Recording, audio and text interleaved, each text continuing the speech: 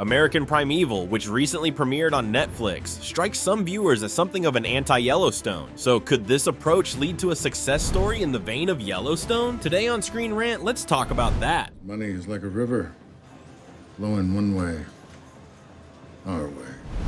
At the base level, Yellowstone and American Primeval are starkly different shows. While both deal with Western archetypes and land disputes, they are tonally distinct. Yellowstone is more in line with shows like Succession, while Primeval draws from the brutality of creator Mark L. Smith's writing on The Revenant. As such, it's actually somewhat unfair to compare the two, as the violence seen in Primeval could be shocking in a very negative way for the Yellowstone faithful. Nothing had prepared me. No books. No teachers.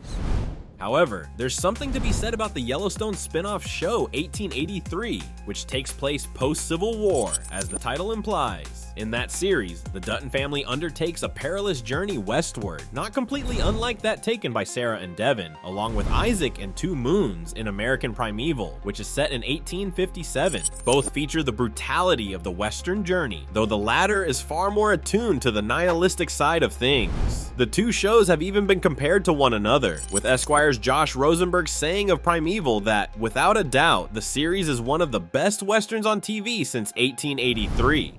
My son lives with his own now, fights his own wars, not the Sassoni people.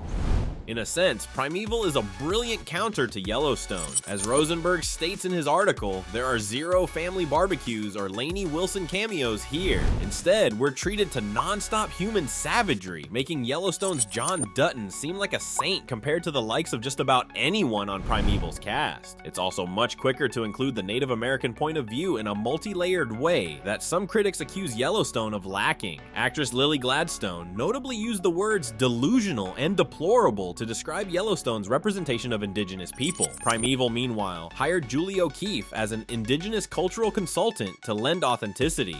The critical response to American Primeval has been far more mixed than to that of Yellowstone and its spin-offs. Forbes' Eric Keene called it a bit of a mixed bag in his positive review, while Time's Judy Berman said that the story of Sarah and Isaac as the main thread is a misstep. Still, most seem enamored of the brutal aesthetic, which could be enough of a breakaway from the soap opera dynamic of Yellowstone to rake in a huge audience. Of course, as with most Netflix series, American Primeval could vanish from the pop culture consciousness as quickly as it appeared. At just 6 episodes, it's hard to compare it to a program with 5 seasons and multiple spin-offs. Only time will tell how influential it will become and whether a second season is even viable. As director Peter Berg has stated, he'd be open to assuming the filming conditions were less harsh. Would you want to see a second season of American Primeval? Let us know in the comments, and thank you for watching ScreenRant.